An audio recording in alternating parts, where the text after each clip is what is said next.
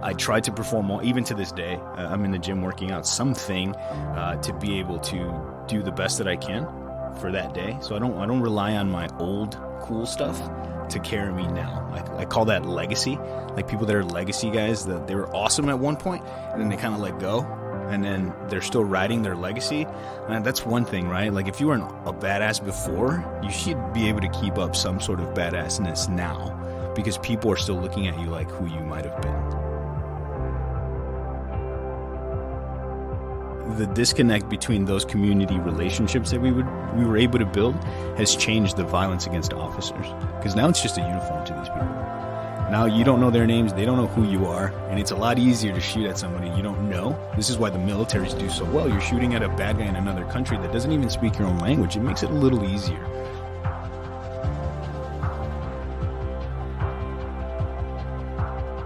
We rolled up to a call of a head-on collision, and a dad and daughter, they're already starting to burn alive, like right as we rolled in.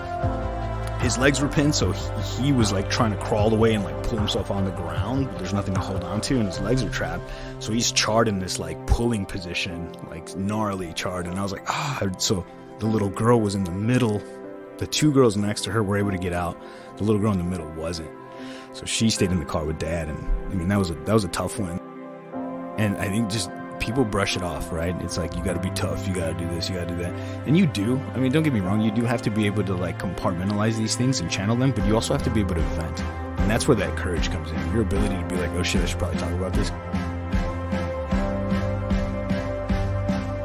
You're listening to the ATO Bridging the Divide podcast, brought to you by the Assist the Officer Foundation. Since 1999, the ATO has given assistance to the first responder community, and now we want to give a platform to hear their incredible stories. We also want to hear the stories of the many people that support us. Our community is small, but it is strong. We have differences. We don't always agree, and we all make mistakes. But together we can grow, we can heal, and we can learn from those mistakes. And together we can bridge the divide.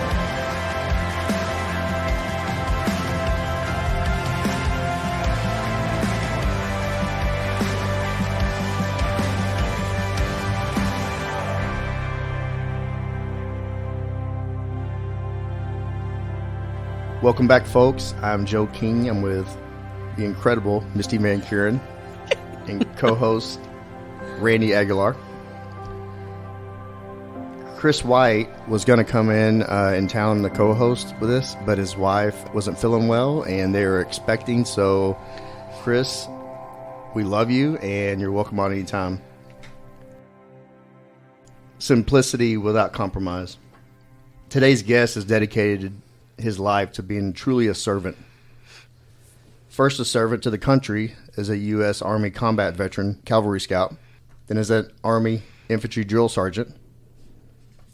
He was a member of the Windy City Chicago PD Tactical and Narcotics Unit. Immersed himself in more of a training role, he took on Chicago PD's firearm instructor. And after 33 years in the Windy City, he moved to sunny Arizona to become a Yavapai.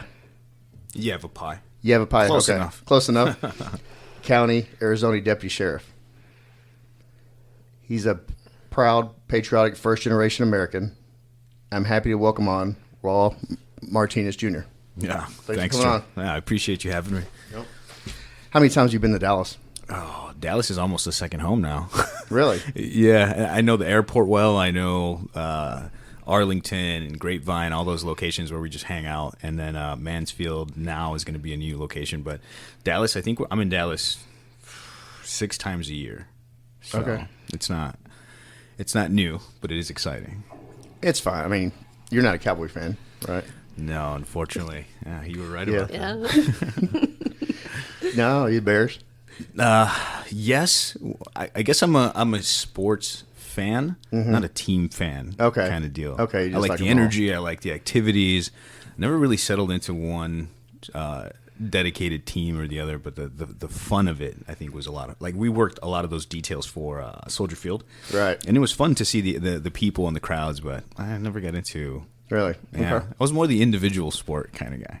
Like the MMA and wrestling. Okay. Yeah, all the I things got where you. it's like a lot of, but there's so much more value to the team sports when it comes to society, right? Like being a good person in society. But yeah, I got you. Now we're going to get into your Chicago time. I'm very interested in that. Your first Chicago PD we're having in here, and oh, cool. there's a lot that's rich in history there and rich in crime and politics, man. Yeah, so much has changed. Like people are like, oh, we finally have this like freestyle, like mayoral position where people can really get elected, and they're seeing the result of that. And I'm not saying that the old school way was the way, but it really was a generational thing, right? So the Daley family, when they were running the mayor office, they held that office. It was legit. Everybody worked together. People didn't like them, but everything got done properly. Everybody knew their place more than anything. I think back then. So times have changed. Yeah, I wouldn't want to work up there right now. No, it's rough. My heart goes out to them. Yeah, I feel for those guys. How was it growing up in Chicago?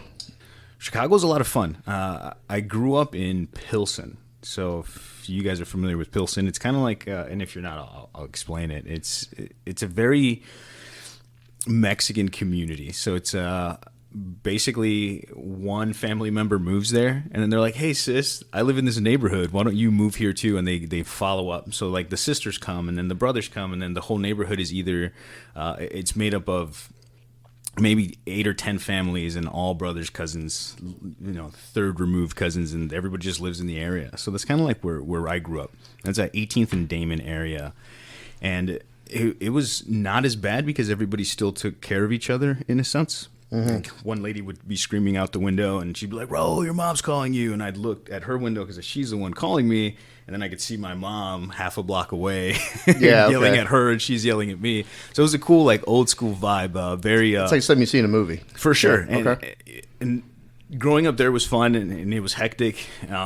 Hispanic and black crime is a big deal in Chicago. Mm-hmm. So the blacks didn't like the Hispanics, and the Hispanics didn't like the blacks. I don't know why. We were just raised that way, and that's how we dealt with it.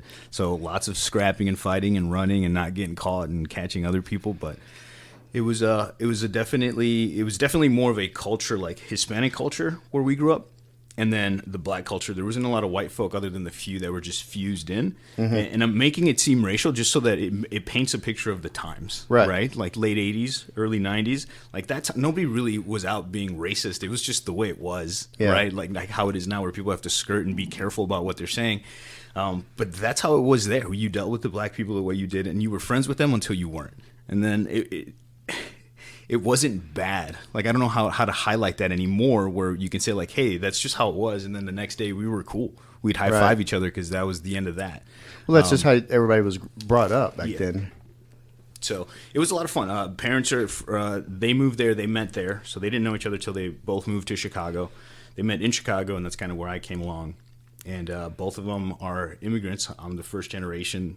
I'm one of the first generation Americans for our family. So it's really cool. And that's kind of what led into what you said earlier about military service and just being a servant. It was one of these things where, man, this country out of nowhere, my parents bragged about this country like nobody's business. Like all they said was like, man, we're so glad we're here. And man, we're so glad that this place gave us, a house for you guys and constant food and no pressure to do this and no pressure to be here or work 2, 3, 4 jobs, knowing that with 2 we can sustain. And it was really cool. Their constant praise for the country and what it had given them in comparison to where they came from, to me was like, oh man, I gotta do something too. This is awesome. Is that when you decided, when you graduated, to get in the military to further serve the country? That's when it started to like fester, and that's like age like 13, 14. Mm-hmm. I was like, oh, this is a good idea. This is a good option. So that's kind of where I ended up deciding that would be a good path for me. So. Okay, joined the Army. What did you do in the military? So in the Army, I signed up for a Cavalry Scout. So they're kind of like a reconnaissance small unit deal. You go out, in the old days, it was actually the dudes wearing Stetsons and sabers and riding horses. Like, it was very cool. It has a lot of history. Now it's all mechanized, right? So it was light wheel stuff, Humvees, and then it became mechanized. So like Bradleys, Stryker vehicles, bigger armored vehicles for, the changing times in the war. So when I signed up, I wanted to do all the cool, fast-paced stuff. And that's really what they trained us for. And then they shifted everything to mechanized because of all the IEDs and everybody getting blown up. So when I signed on, it was to do that stuff, and that's the Cavalry Scout position. And it was a lot of fun. Deployed in 2007 to 2009. And that's kind of where I started to see how different and similar the world abroad was as far as that country. So to me, I was thrown back a few times walking the streets of Iraq. I'm like, man, this almost looks like Mexico. Wrought iron fences, all the pastel colors on the doors, like very similar to how they set up the colors in Mexico and the things that they do. And even the people kind of look Mexican. So for me, it was easy to get along with people there. And the interpreters, everybody was all kind of like confused, like, who is this dude? And maybe not, right? Because I think I look Middle Eastern-ish in a way. So, yeah. Huh. So when did you decide to go cross over from military to the PD? What factored in that decision making? It's actually a funny story. I'll probably get in trouble for telling it because it has to do with the girl. It always does. It does. Yes. Unfortunately. Yeah. Man, I think a lot of my big decisions had to do with some sort of fun story like that. So I get out of the military. After drill sergeant school, I reclass to the infantry. I leave the military. I'm back home in Chicago, and I'm seeing a female officer that's on the department. Mm-hmm. So I'm hanging out with her while I'm working a few contracts overseas, like deciding to move back out and do work contracting. And I'm actually on a contract in Australia, hanging out in Australia, doing cool stuff. And then I get a call. They're like, hey, we need you to come and take the polygraph and this other part of the test and this other, anything that didn't have to do with just filling out the application. And I was like, okay, cool. Why? They're like, well, you got accepted. Your application got accepted to the police academy so you could become a law enforcement officer. I was like, awesome. Let me call you back. And I call home, and she's like, oh, yeah, I filled out all your stuff because I have all your medical records and ETS records from the military, my whole box of stuff. Well, that was nice of her. Yeah. She's like, oh, I thought you would like it, and you would have a great time doing this because it's similar to what you were doing already. And I was like, very thoughtful. Thanks. So I was confused by the whole thing, and I'm in another country, right? And it's the upside down land over there. And so I'm like, all right, cool, sign me up. 3 weeks later, I'm back in the States, and setting up for the polygraph, or no, not the polygraph, the physical. That's the first one that they go through. So did the physical, everything was great. Then you set up your next few, and then you go from there. I think in 3 months I was on, and that's when they were doing a big hire in like 2010. So you hired on in 2010? Yeah. Okay. We go through a bunch of big hiring pushes 13, here. sorry, 2013. 2013. Okay. Yeah, so you were a drill instructor, correct? Mm-hmm. Was the police academy what you expected after coming from that? They tried. They did try, and it was really fun because there was a Marine Corps lead instructor for the police academy, and they let him dress up in the blues and walk around and yell at people, and he played drill sergeant for the academy. But they only allowed one guy to do that. So I saw him, and I was like, oh, that's cool. That's neat. I like that kind of stuff. And then it just kind of got a little softer little by little. But it was regimented. It still was push-ups. It still was, making sure people are where they're supposed to be, clean uniforms, things like that. And they tried to have former military guys lead the classes. So there's like class leaders. Do you guys do that here? Yeah. There's like a class leader for the group. We'll have a president, and then what are the ones with the reds on? What are they? Squad leaders. Squad leaders, yeah. But there was I was an advisor at our academy for an academy class, and every week we had a class leader. And the first leaders that I picked every week were prior military guys, and I usually went in rank order from everybody. Most of everybody that I'd picked had been sergeants. There was a couple of corporals, but that's how I chose who was going to be the class leader that week, and then they determined how things went the rest of the way. Were they able to keep that position if they held on to it, or did they voted? I think towards the end they voted on the class president and then the squad leaders. And usually, I guess the first couple of weeks it's kind of an audition. And I think Misty can probably talk about. You probably had more classes out there than what I did, but about how they determined who was going to be that. And I think the class voted on who they wanted to be the squad leaders. Yeah, and it was president. an election. Yeah, was it? Okay. Yeah, and I did the same. I put my military guys nice as leaders. Yeah. What did you find from that? Did you find that you were getting the results you were after? I was very fortunate. I had some combat veterans that were Nice. incredible, that were great leaders, and they made me look good. Awesome. They did an unbelievable job. Well, that's the true effects of good leadership, right? Is you Sure. put the right people in the right places, and then you just let them do. And I did. And that's exactly how it should be, I think. And that's when you start to see really high level performance. When the leadership above you trusts you to do something, you just do it. You don't want to let them down. You don't want to let yourself down. Like, there's this sense of being proud for the position that you're in. It's a lot different than just like, well, you were in the military, you do it. You know, it's very different than to do it that way than to foster the actual idea that they belong in that position. Sure. So to us, it was elected and not. It was kind of like a hand vote, almost like, do we like him or not? And that's there was one other dude. I didn't want to do it. I just wanted to hang out in the back and not be a class leader and just, coast. But the guy that they chose, and I supported him, I was like, dude, I'll back your plays. You could do this thing. He was kind of more like kind of dopey, like, yeah, he did cool stuff, but he kind of also didn't want to do it. But he also wasn't a big personality either. He couldn't command the room and then go sit and talk to the superintendent and then come back and talk to the rest of the class about regular stuff. And then I got put into that position, and then I dealt with that. So How old were you? I was older, 30? No. Yeah, 29? Yeah. And how many people were in your class? 27. Okay, so it's comparable. Similar. Right? Yeah. You guys are one of the bigger agencies as well. We have 13,000 sworn. That's quite a bit bigger than we are. Okay. 10,000 more than what we have right now. Yeah. Really? Yeah, our highest I think was 3,600. Wow. And we We're probably had about 31 right now. yeah, and that's counting a bunch of people that are in the academy that actually aren't even officially. And that's like admin and everything? Because the 13,000 when I left was everything. From admin to active patrol guys to SWAT to everybody. Yeah. Man, I forget how... I guess I underestimate how big Chicago was then with officers. I mean, it is a 4.5 million person city, so... Yeah, we're a little over 1 million here, so we're not quite as... Yeah, it quite makes as big, sense. yeah. Well, by volume, that almost makes perfect sense. Yeah. Right? Yeah. No, but I had fun as a class leader. I tried... That's where I really started to fuse my military leadership with what I was going to see on the street for myself. Sure. It was like almost like a practice run for how to deal with the public is from having come from the military. So to me, everything's like a test bed. If I get put into a position, I'm like, oh, how can I make this work for what I want to do next? So it's this constant forward motion and using historical lessons to make the next things easier. And I think that's why I've been kind of fortunate with every step or move that I make. I set it up with something from before. Sure. Were you an athlete? Yes and no. So I was an athlete physically and mentally, but I would be too unwilling to commit to certain things. Growing up, and I'm not afraid to admit it now, growing up I had commitment issues to a lot of things. So I didn't commit to teams, I didn't commit to people. It was just rough.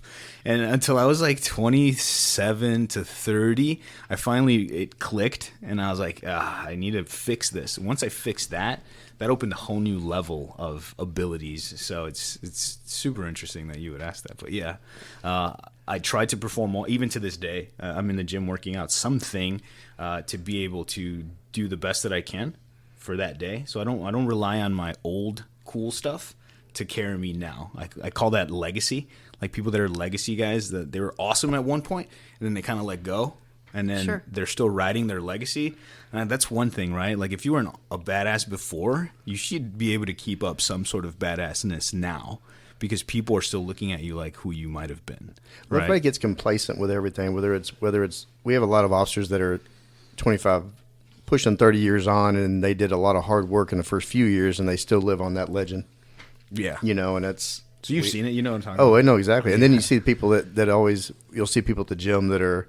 I used to do this. I'm trying to get back into it. Really? Are you? You've been saying that for 5 years. Yeah. So they're trying it that week, right? They do that. Yeah. Week. That's only because they saw somebody they know and they want to get their story out. So you graduate and you get out in Chicago. Where did you start working?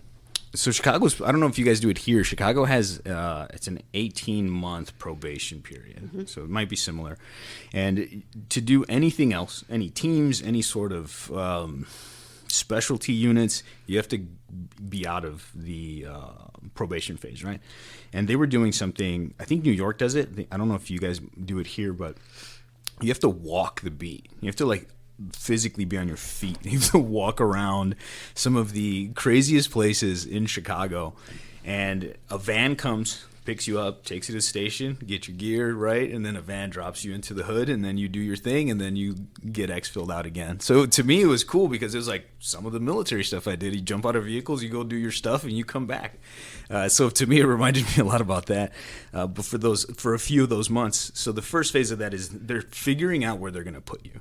Is essentially what I think it was. They're like, we don't know what districts need that. Do you guys call them districts here or precincts? Divisions. Yeah, we have divisions, and within the divisions, you have sectors. Cool. Yeah, we have 7 substations in Dallas. So we have like Channel 1, which is central around downtown, and then all the way to Channel 7, which is south central. Gotcha. So the southern districts are like Channel 4, Southwest, Central, Channel 7, South Central, Channel 7, Southeast is 3, and then it goes Northeast, and then Northwest, North Central. So Gotcha. That's all we got. Yeah, Chicago breaks it into 3: North, South, Central, and then the West. And the West is kind of like its own entity. It seems like the walking beat, that's a really big, that's the model up there for the Northeastern. Yeah. New York's real big. Yeah, It's just, that's a lot of, damn.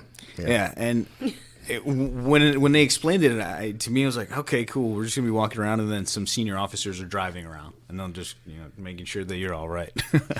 And it was cool. I personally liked the walking beat just because it allowed me to see more. It wasn't such a fast-paced, constant, like driving is fast, right? Even if you're going 20 miles an hour, you're going to pass these street signs, and you're trying to remember everything and where you are. At least walking, I can sit on a corner, see all 4 corners, and be like, okay, cool, I'm kind of orienting myself here. And I liked it, but I had a different mentality when I was looking at it. A lot of people complained about it. Other people were just there. They're like, oh, this is what they want us to do. I'm like, cool. Well, everybody has their role to play, right?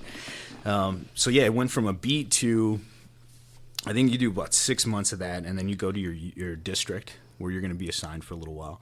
And that's kind of where I started planting the seed for narcotics. So I'm not even a year out of probation. So a year on, 6 months to go, probation, I'm already planting the seed with people that I know. So I'm riding the paddy wagon with old school coppers, and they're like, oh, my friend's in charge of this unit, or my other friend's over here, he just promoted to that unit. I'm like, oh man, I have this awesome resume. I was a recon guy. We used to find people in random places, and the stuff that I did overseas contracting, we were tracking things, and they're like, you might fit into this unit. And I'm like, yeah, that would be awesome. You pass my name along, Yeah, So, there's a lot of that here too. Good. It's the way it should be. You It should is. put the most skilled people in the positions, because there's a lot of people that get positions that yeah. it ain't worth the shit. Well, it's one thing when you're good on paper, and it's another thing when you're physically good at something, right? Yeah. Like showing up and shooting bullseye targets. Let's just shooting as an example. No time limits, no nothing. You shoot the best bullseye in the world. But how fast can you shoot it when you're running down some stairs? You turn a corner, and then somebody pops out, and then you're willing to act at that point, right? So it's the collective information processing that's more important, and that comes with experience. So, Absolutely. And it doesn't only come from the experience within the department. I think the more old school guys, or the guys with the experience in some of these positions, they knew that. They were like, yeah, do I want the dude with 10 years law enforcement experience, or do I want the dude with 2 years of this, 2 years of that, and then combined, he's got a good understanding of what to do. I just got to fine tune that guy. Like, I would pick people that I can fine tune instead of just like dude with super experience here or super experience there, or none, right? Well, there's a willing to learn too, and change and learn a new task. Yeah. You got to have that. All right, you were planting the seed to work your way into narcotics. So how did that work out, and how long had you been on when you got over there? So I had to clear. So it was a year and a half. I had to clear probation in order for my district to release me to the units, right? And it was again, it's a Chicago thing, or maybe you guys do it too, but it's a loan, basically. The district loaned me to that unit, right? So the sergeant... We don't do that. No, we don't do that. We have it's called special assignment. Special assignment. Yeah, There you go. But you have to be a certain rank though to go to narcotics and be able to like be an undercover, like senior corporal. We go from police officer to senior corporal. You need to have time on, Okay. right? But again, good resumes and people that trust that you're going to represent them well, like you were saying earlier. If they're going to represent you well, you're probably going to take these guys on. So I belong to the district on paper. And work-wise, though, I was with the narcotics unit, right? It was this loan. Like, oh, we don't need you right now. We'll let you go do your thing over here with those guys. So they picked me up. I started running around with those guys. And it came from a conversation. What do you guys call it here? We call it paddy wagon. We have paddy wagon, yeah. Yeah. So I was with a senior officer. He's ready to retire, and he started just like, man, I need to use my favors. Let me get you in with some people that I know. And we hung out a lot, and I learned a lot of cool stuff from him. He was already 25 years on when I met him. And it was just a cool, classic kind of guy. You know what I mean? It was still like, I went to high school with this guy 20, 30 years ago, and let's give him a break kind of deal, that kind of stuff. It was cool. I like that style of interaction with people, but he's the one that helped me get into narcotics. And it was a very cool and interesting process. Met their supervisor, and he was awesome. And then he's like, cool, man, you're good for me, but I don't make the decision. Go meet the dudes. They're on the parking lot. You'll find out who they are just by going out there. They're each going to do a mini interview. And I was like, all right, let's do it. So met each of the guys, and 2-3 weeks later, I was running around with them, and the first day was trial by fire. Really? Did you go immediately into like undercover buys? Not immediately. So Okay. they have to there is this vetting process, right? So the trial by fire, day one, throws me some keys, and he's like, cool, man, you're watching that corner. These are the two guys making buys. I just needed you to see what you see and relay to us. So I'm excited, right? And I'm relaying everything. And they're like, dude, chill out. We don't need that much information. But I was pumped. I was like, man, what am I seeing? How am I seeing it? And what is important? And little by little, they were grooming me to cancel out what's not necessary, what's not important, and then just feeding the proper information back so that they knew how to act. So I was on the enforcement car for a little while. So surveillance and then the enforcement car. So we would what would you call the enforcement? The takedown, I guess. Yeah, we would just snatch them up and put them in cuffs and things like that. So, What was mostly the drugs that you worked? So heroin and fentanyl was a big one for us. And the push from the department was heroin. That's what they were looking for. And that was 15 and 16 was why. And that was when that big fentanyl push was killing everybody in Chicago. So that's what we were after. But we would get everything from crack we'd get dumps of weed and just flip the dude to give us something else, right? Yeah. I don't know if you can do that anymore, but we did that. I would let dudes go with weed in their pockets, or I'd be like, hey, man, finish that as fast as you can. And he'd just burn that joint down and just be like, get out of here, go. No, Texas is getting pretty lax, and even the city of Dallas, we're getting pretty lax with the weed. I mean, the larger amounts, no, but the felony amounts, but the misdemeanors, we're just. And when we were out in the streets, we did the same thing. We wanted the bigger fish than that. It's a relationship. Shit. I don't think, and sure, looking at it from, higher position, you're probably like, just a number is a number, because that's what those meetings are, right? It's statistics and numbers. But they don't understand the relationships that are being built when you are just letting somebody go with a dime bag or whatever. How did you finally get in where you're making undercover buys? So that took forever. And I only did 2 with a partner. So it was like that, let's do it together. I'm going to introduce you thing. And our guy, I was about to say his name. I'm not going to say his name just because it came, right? And he looked like he could buy from everybody. He could buy from you and you and you. And no matter what you were selling, he could buy. He was that character, right? And he looked the part. Sunken in eyes, kind of like goofy looking, and he's on the verge of death every time he's walking up. Yeah, but he could buy from anyone, anywhere, and he was the easiest guy to just do the intros, right? Like, hey, this is so and so. Let's get you connected. I kind of looked a little bit bigger, so it was going to be hard for me to buy certain things. The other really good buy officer was this big, tall, jacked white guy, so he didn't really buy a lot of the weird dope. Yeah. He bought like what was that purple drink that everybody was drinking for a while? Oh, codeine. Yeah, the promethazine with codeine. Yeah. We had a big bust of that because that was going on, and he just played some college kid and bought a case of it. So, well, now we're getting a lot of fentanyl here in Dallas people are using pill pressers to make dummy hydrocodones and muscle relaxers, but using fentanyl, and it's killing people. So, yeah. Did y'all have a lot of that going on with it back then? No, we still had just the powdered stuff that they were mixing in with the heroin, so they were just hot loading themselves. Yeah. And that's what we were getting. Heroin's gotten so bad in Dallas. Really? Do you know if it's the brown stuff or the white stuff? No, it's the brown. So basically, we get a lot of tar here. The tar comes in up from Mexico, and then they ground it up with Dorman, and they let it dry, and then they fill up the little capsules, little Benadryl capsules, and they sell it that way, or they just sell the straight tar. Yeah. But yeah, it's gotten. I left the streets in 2016, and I was out at Southeast from 97 to 16. And I saw more heroin in the last 5 years on the streets and the rest of years combined because it has just gotten so bad. There's waves, I think. So there's the waves of the heroin stuff. Then there was the waves of cocaine and crack, right? The 80s, 90s was that. I think there's just fluctuating waves. What they would sell sometimes in those dual packs, they would have like a little Benadryl caps, and one have brown powder, which was the heroin. Then the other would be like the little white powder. They called it boy girl, and they would sell it in the little bags, the dual, little dual bags. Yeah, I think that's what a lot of the stuff we were seeing was, and they were just hot loading because they'd just be like, well, this felt good last time, but not realizing now it's just pure fentanyl they're dropping in, and there was a ton of those deaths in Chicago. They said they're clutching their heart and they're falling over. Yeah, so you went to the TAC team, tactical unit. So after narcotics, I phased into the TAC team, and it's just like a gang's plainclothes officer type deal. Okay, right? You just get to meet more people, walk around. You don't have to wear all the gear. Okay, and that was back to the district that had loaned me out, and then that was the transition. So TAC was the transition to go to the academy to teach, right? Okay. So during that time, it was a lot of fun, a lot of running around, a lot of dealing with. It was gang violence, but still drugs. Because, drugs, guns, gangs, all those things are it was a nexus.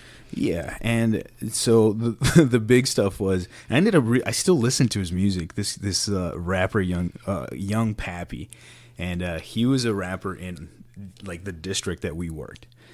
Him and his brother, and they were good. Like, this kid was talented. Like, I was sad that he got smoked, and it sucked because he was such a talent. I was like, man, if he rapped about the lifestyle and got out of it, he would have been awesome. But he stayed in the lifestyle and got wrapped up in a corner and just blazed down, and nobody figured out who did it. And that sparked this huge gang violence. His brother got shot. I show up, I look in the car, and he looks at me, and he's like, bro. I'm like, you good? And he's like, no, but I'm good. And he wanted to drive himself to the hospital. He's like, he just wanted to flex like that. He's like, I'll drive myself. I was like, no, man, let's get you out of the car. Let's get this handled. But he got shot in his own district as well. The brother survived, but the other dude died. And that just, I think everybody was getting shot every day for like a good month between the two rival gangs. What were the rival gangs that are going on up there, the prevalent gangs? So these guys were subsects. They were like PBG and something else. But the gangs were the big gangs, the Kings, the GDs, and then we had Black Kings too, which was very interesting. The blacks and the Hispanics started to fuse together. Mm-hmm. The GDs were notoriously black gang, right? For the most part, the Gangster Disciples. But the Latin Kings were Latin, and then there was the Black Latin Kings. I was like, whoa, cool, man. We just fused these dudes. Like, you've been anointed. And then there were the Assyrian Latin Kings, and they just, everybody came to one side. The people and the folks, right, were the two like the big major where the umbrella spanned from. And those two ones were the big ones. The GDs were the south side guys, the Latin Kings were the north side guys, and then there was just little sects all over in between. And then the rogue, weird, like, they didn't get along with anybody was the west side. They just did whatever they did. They needed to get guns, they'll go get guns from either side. They needed to get dope, they get dope from either side. They just did their own thing. It was an interesting setup the way the west side did it. And they border a suburb. Right, so we would get trickle-in stuff from the suburb guys chasing them into Chicago, and the station was right at that border. So I remember being in the back of the station one day, and a call comes out. They're chasing this dude on foot. I'm like, cool. So we're listening. We're like, we'll see where he's at. And they call out the street of the station. I'm like, that's right here. And they're like, he's in the alley. Our back door. Yeah, they're coming right down the alley. And so we go outside, and I see one officer turn. I'm like, that's that chase. I'm like, well, let's go. Everybody's from roll call goes, and we're like helping out. And do you guys have like gangways, alleyways here, like between buildings? Yeah, oh yeah. Yeah, right? Yeah. You can come out in the alley? Mm-hmm. Cool. So this dude jumps a fence, goes into one side. I'm right behind him. The officer already slowed out. He was probably chasing him for a while, so he was just done. Tapped out. Yeah. There's a building. He jumps the fence. I jump that same fence. He goes this way. I go around the building on the other side. And I'm like, ooh, we're moving pretty quick. Is he going to stop? Is he not? We come on, we meet and like bump into each other in the yard. Like that's how fast we were, because the door it funneled out, right? So it would be like the two gangways to the building, and then it would funnel to one door out the back into the alley. So we were both, I knew where he was going. So we just both met and clashed into each other. So I just tackled him. He starts laughing. I'm laughing. I'm like, dude, I'm like, this is awesome, right? So I'm like getting him in cuffs. I have my knee on his back and I'm dealing with him. He's like, dude, you got me. It's awesome. Blah, blah. He's like laughing, young guy. And then everybody else shows up and they start like kneeing him and kicking him. I'm like, hey guys, he's already in cuffs. We got him. We got him. It's cool. But you can tell that they were frustrated because it was a long chase. So I wasn't mad about the whole thing, but I thought it was hilarious to have like this running, intertwining, like weird joust, right? Yeah. Running into each other. And then everybody comes and the dude just was like, this was the coolest day ever. You guys are so cool. And I mean, he had dope and a gun on him. But Yeah, well, a lot of the good hardcore gang members and just guys you deal with, they kind of will accept that this is a cat and mouse game, right? You know, and they don't take a shit personal, and you're only messing with me for this reason. No, you know why I'm messing with you, and it's not for any other reason other than you doing criminal shit. It's refreshing to hear you say that, because they absolutely do know that. Yeah. And they're not mad when they get locked up and it's legit. They're like, damn, you got me, motherfucker. I hate you. Yeah. And then you see them a week later and they're like, what's up, man? And you're like, this was awesome. I had a guy like that on the west side where we worked, and I snatched him up on something. And then his old lady didn't show up for the domestic. So she wasn't going to sign papers, right? So no victim, no crime. And I'm like, man, that sucks. So this was a good one, because we've been trying to get something from him for a little while. So I was like chatting with him. I didn't tell him that she didn't come or didn't. I was like, what could we do for this?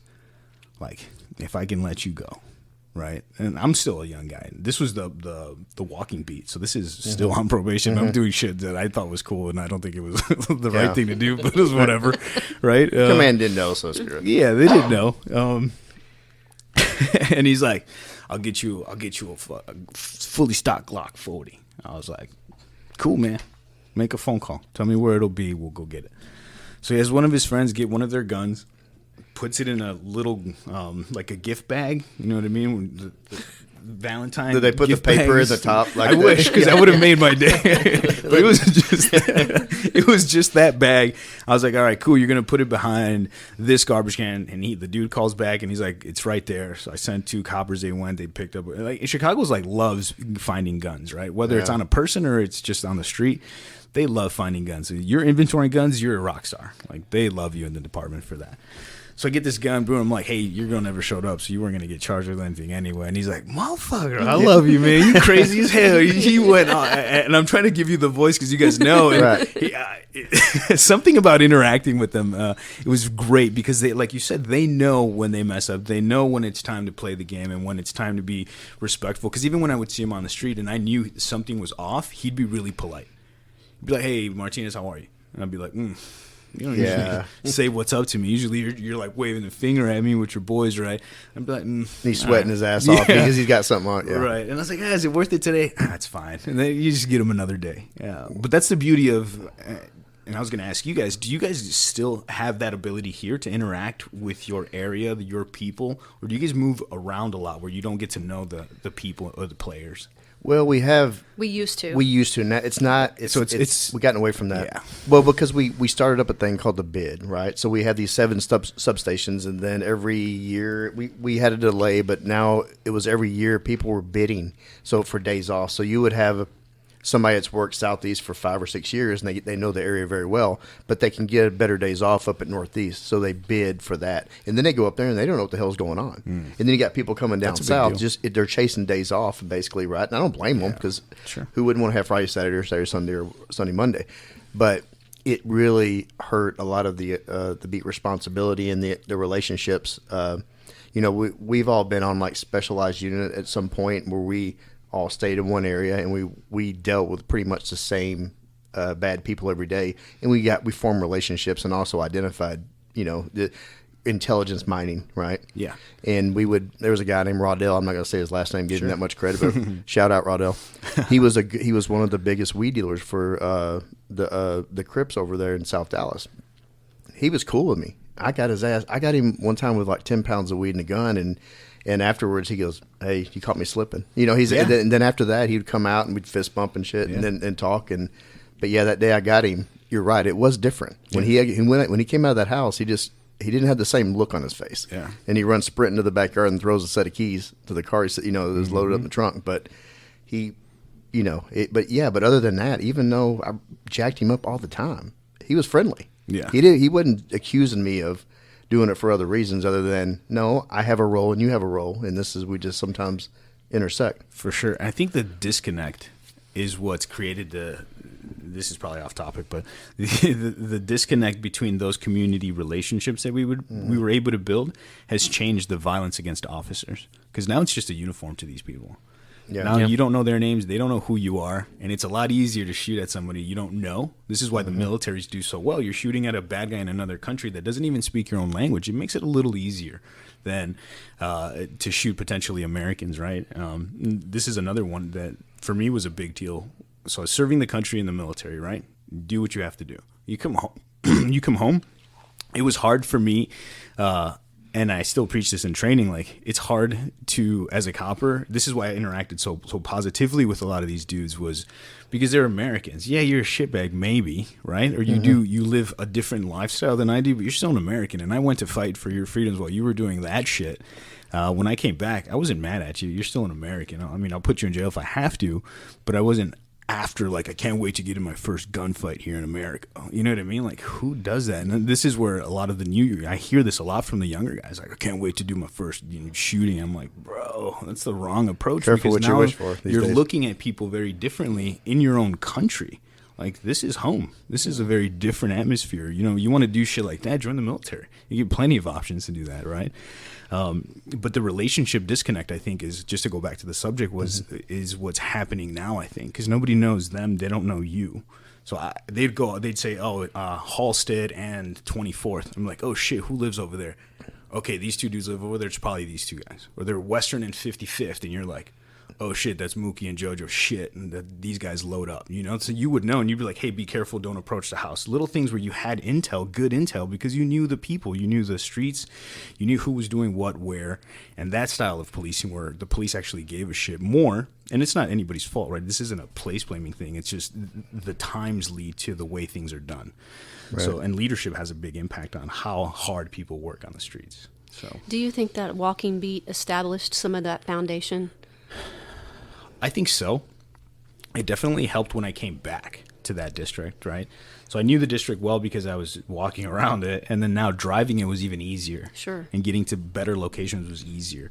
But it did help with the relationships, because you would be walking down the same streets where people lived, and they usually sit out front, right? And so you're like, oh, okay, well, cool. I don't even need to ask you where you live. And that's either your mom's house, your girlfriend's house, or your house, right? They don't travel too far from their 3x3 block neighborhoods. So yeah. I think it does help. I don't think it should be that long. 6 months of walking around an area. Yeah. But have massive calves walking around. Yeah, you just got big legs. Yeah. But you do learn a lot about the area, and you get to know things like important things like who just got out of jail. You know, or when they got out of jail. Like, well, okay, cool. He's going to be chill for a little bit until something sparks and he wants to go back. And that's when they're very volatile. Dudes who've gotten out of jail that want to go back to jail, they're almost just test you to go back. And it'll be a better sentence if they punch a copper in the face than, stealing a bag of Cheetos or something. Yeah. So. I like you say copper, because I know that's a big term up there. I like that. Yeah. So I came from the copper badges. You remember that? Chicago. Yeah, I've heard about the legend. Yeah. That's really cool. We just call them, What about the mindset? Because you came from combat overseas, and then you're immersed into this atmosphere. Your mentality, your combat mentality, did it translate, or was it different? It did and it didn't. So it translated in the sense of the ability to go aggressive when it was time, right?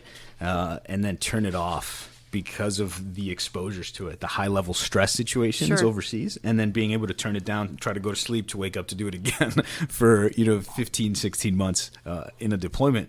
So it translated well in that I was a little more fearless / reckless maybe, but that also proved to be a very valuable thing to have on the department of a lot of new, just college educated folks that had Sure. no overall experience, right? Not that it's good or bad again, but it helped. And then the transition for me that was key was like, hey, I'm no longer in a war zone. Yes, it's violent. Yes, there's guns. Yes, people are getting killed. It's still similar, but we're at home, and there's a bigger set of consequences here, right? Sure. So I was still super aggressive. I was still hungry to do all the cool stuff. I was definitely all about the what is it called? Proactive patrolling, I guess, right? Self-initiated. Yeah, everything was stuff. I wanted to know everything about Yeah. everything. And that came, I think, from that military background and having been exposed to those situations. There was a lot of high stress. I was all about it. I mean, I did dumb shit my first year.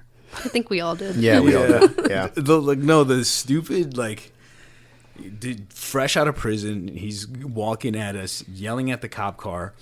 And I guess we were able to share a car one day. We were the roving car unit for the walking guys. And he starts motherfucking the car, and I'm just like, oh, man. And I was like, I got fed up. Easy to upset me at that time. I don't know why. It all went away. Now I'm like super chill. I don't care as much. But I got out. I did the whole vest off thing. Like, I'll fight you right here, motherfucker, in the middle of the street.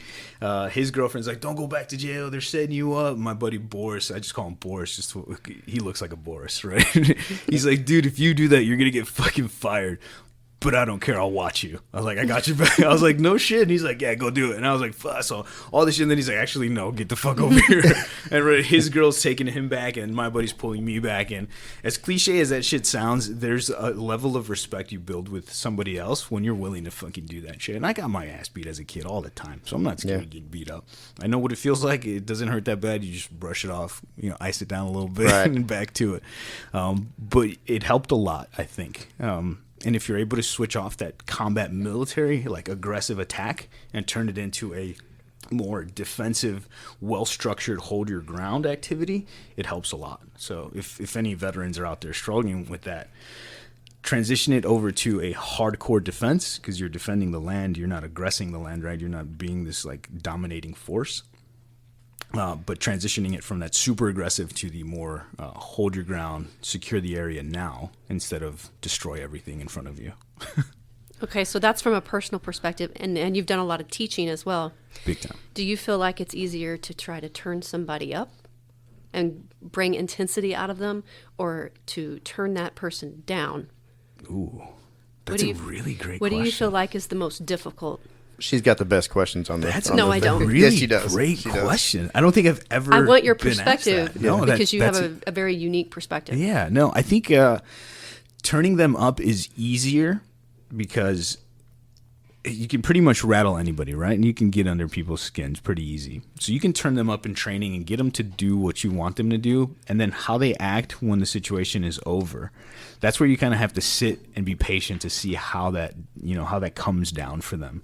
And I saw that in the academy when we put them through scenarios. Just a silly domestic or whatever, you can get them amped up where the lady's waving the knife, but she's not really doing anything. She's standing still waving the knife, and you're like, oh shit, what do I do? I shoot her? Do I not? Right. There's a lot going on.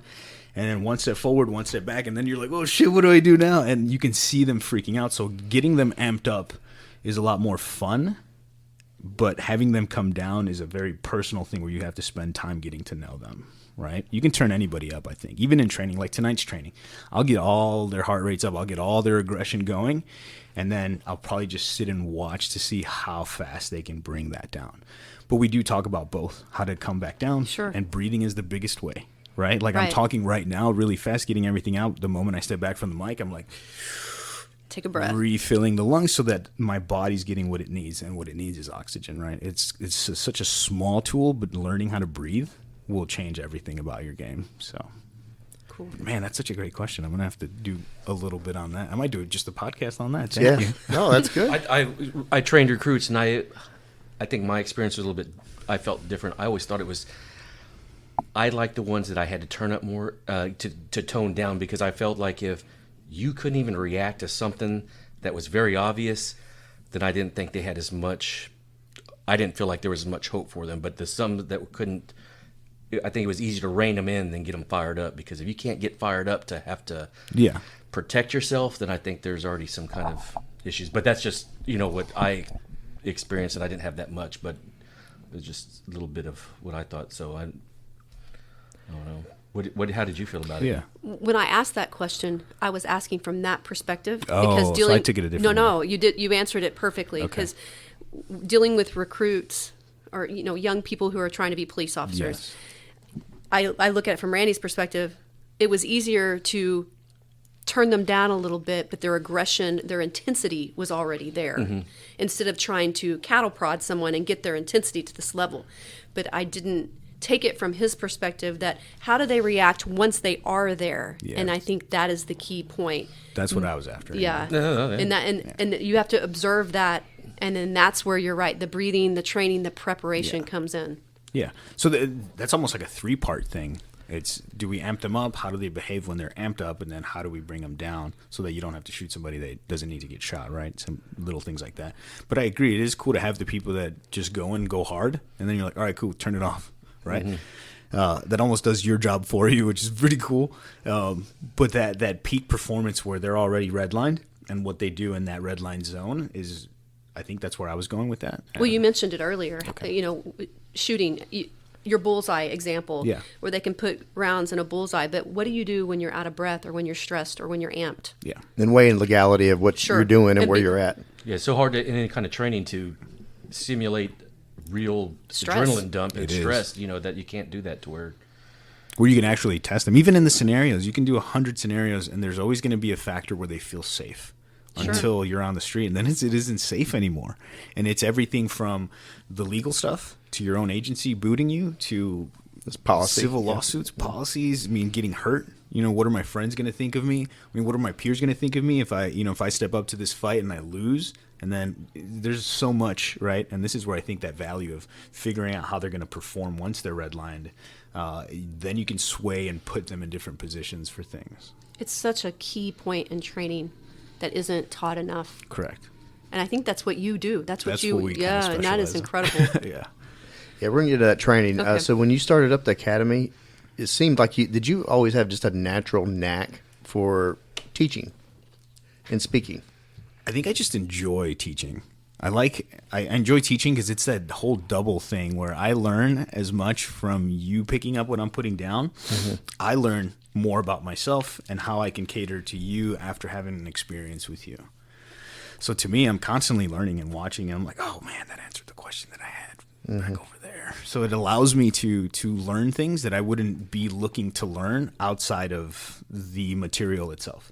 Right. So like if I'm talking to a group of people about carbine work, and we're working through carbines, and they're like, well, mechanically this feels weird. And I'm like, I should probably make a shoulder workout because that'll help you structure your shoulder better for the carbine. And then now I'm programming other things for, like, it's just weird. I'm learning and building solutions to problems that don't exist yet through what I'm trying to teach them to solve in the day that we're doing this. But yeah, I think that I've always liked communicating.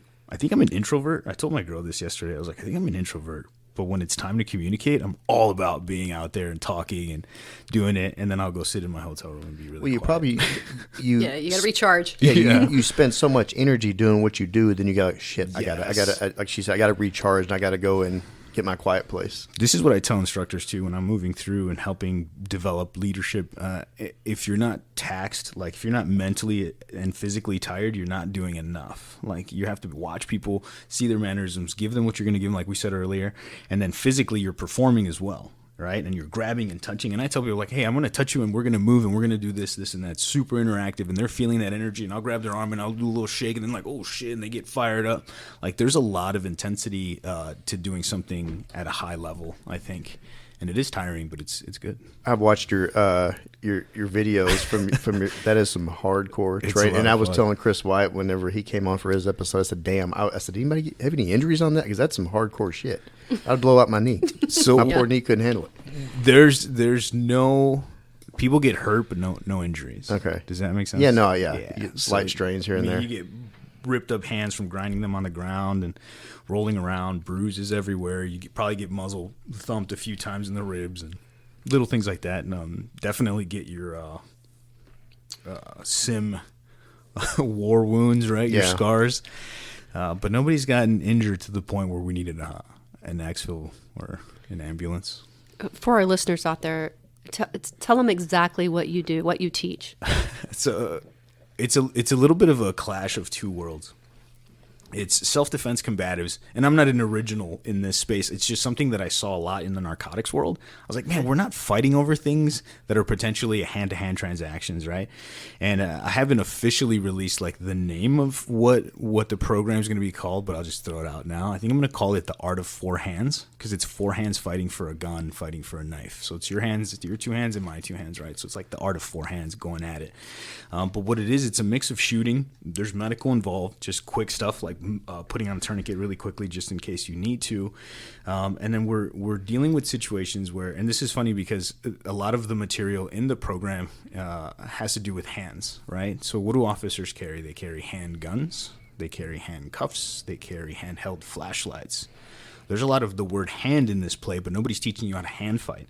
And it's a very basic thing in wrestling, is just doing hand fighting. Wrist ties, catching the hands, catching the wrist, drags, little things where you're just playing with the hands a lot. So your eyes are constantly able to grab things that are being presented, right?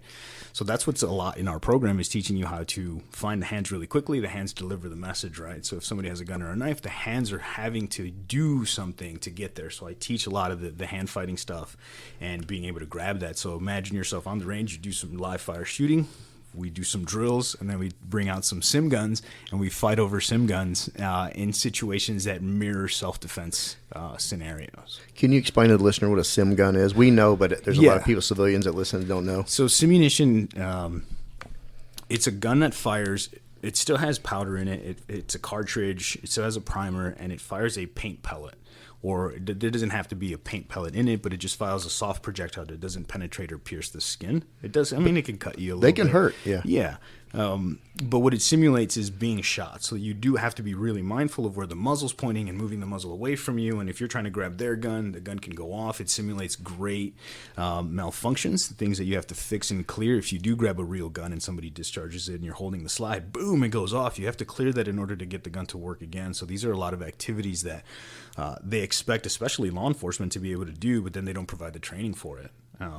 And so with Rogue Methods, that's what I'm trying to do, is just fill in the blank for civilian people, law-abiding citizens who carry guns, and law enforcement that carry guns professionally, is how to keep them, how to recover them if they're lost, and then how to fix them if they kind of go into a malfunction state from having a tussle over them.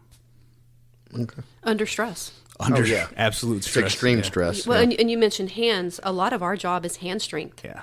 And so for a lot of the women out there who go into law enforcement, that's one of the main things that I always addressed at the academy was hand strength. So can you give like 3 quick exercises for people out there that need to, first of all, build that foundation and have some stronger hands? So there's really, a foundational one is wrist mobility. So if you can move your wrist around without moving your wrist. So see how my arm kind of moves up and down? And it makes my wrist move. So wrist mobility work. Find anything wrist mobility, because the stronger your wrist is, the stronger your grip's going to be, right? Okay. And then basic stuff that we all have at home. If you have a table or a hanging bar for pull-ups, just hang for as long as you possibly can, because your grip starts to open, so you're fighting the opening and the closing. And that simulates the potential. If I'm grabbing onto somebody's wrist or somebody's clothes and they're pulling away, it helps me with that closing grip strength. And then just, I have it. I don't know if anybody else does, but I know a lot of other martial arts dudes do buckets with sand in it or rice, and you just stick your hands in there and grab it and let it go. Okay. Stick your hands in there, grab it and let it go. I think it's weird stuff. I don't think average people would want to do that. But a bucket or a bowl, you can just put your hand in, grab all the grains, and as the grains fall apart, your grip is able to close. If you can imagine that, right? I'm holding a bunch of grains of rice, and they're crumpling and then just falling out, and I'm able to let them all go, grab another batch and crush. That gives you those crushing and grabbing and holding. But you need grip to hold. So like the hanging off the bar, that'll give you that long endurance to hold on to something. And then the quick grabs gives you that oh shit moment, where if you grab somebody by the throat or the ear or the arm and you're able to yank them really quickly, it gives you that. So I think those are very cool, easy yeah. ways to do that. And do your push-ups. Do your push-ups, people. Push-ups, when I do push-ups, I'm not really just doing push-ups. I'm pushing something away. That's really what a push-up is to me. So I think I teach this a lot. Anything that we do, if we can translate it to something fun or something that makes more sense to you, like a push-up to me, pushing the world away instead of just pushing myself up, right? There's a Chuck Norris joke like that. I always liked it after that. Like, Chuck Norris doesn't do push-ups. He pushes the world away or something. And then squats. I'm just squatting to get low and jump, or squatting to get low and get away, or little things that I think if we can make them fun, I think people would start doing more of them. So when you left Chicago PD, what made you leave that apartment, and where did you go? That's another girl story. All right, well, Wow. seeing a pattern here. A pattern here. Yeah, we all have our patterns, right? Yeah, No, so I was vacationing in Sedona, Arizona, and it's a town over from Prescott. And just imagine these beautiful red rock mountains, right? These mesas, 3 different layer colors. Like you have your rusty reds, and then your whites in the middle, and then the rusty reds on top. It's like this cool mountains, some green, some not so green, and then even the roads are red, right? Because of the iron in the soil.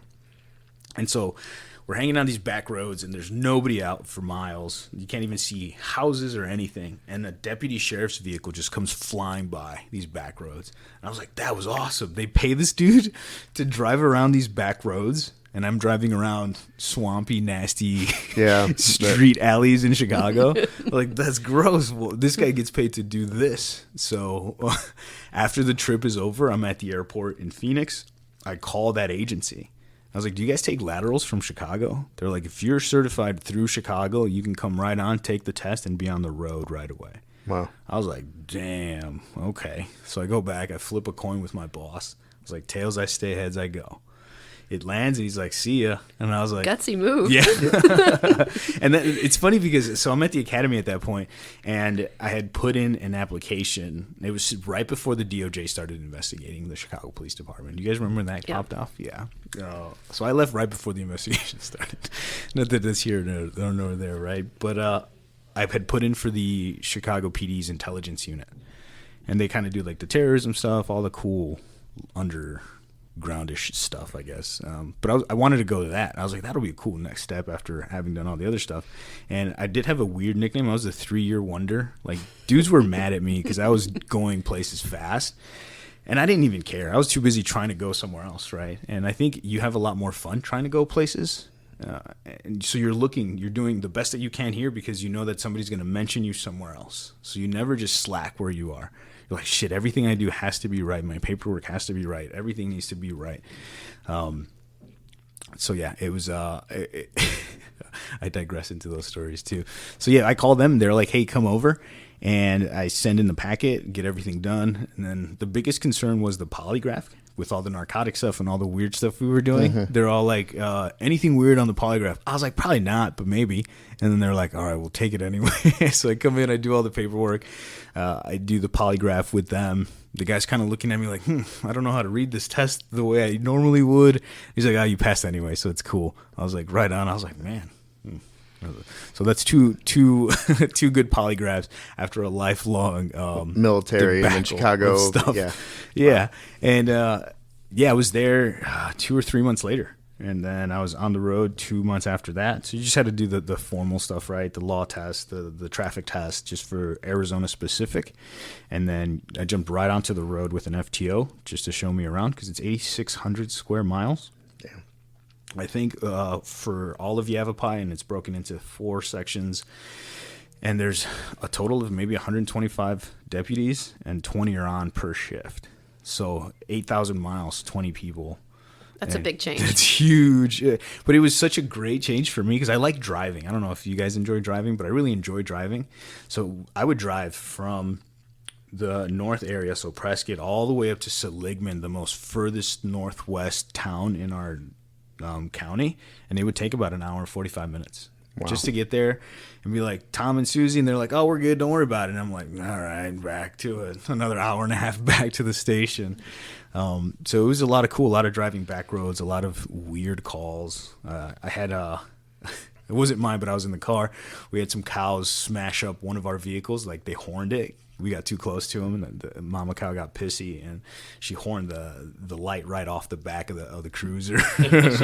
So you go from dealing with Latin kings to freaking getting Cattle. gouged by the Chased dam. up, yeah. Ugh. So it's such a crazy change, but it was good.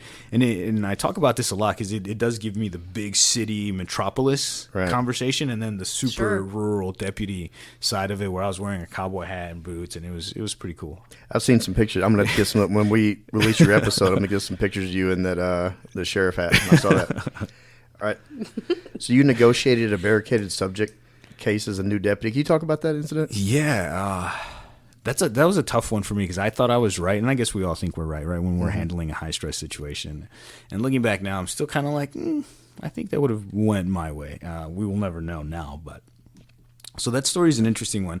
It's a call of a domestic, and the dude basically threatens to kill her, right? So she comes and reports this to the station in town. And if you can imagine, it's just a long stretch of road about 45 minutes away from town. And then in Arizona, do you guys go camping a lot?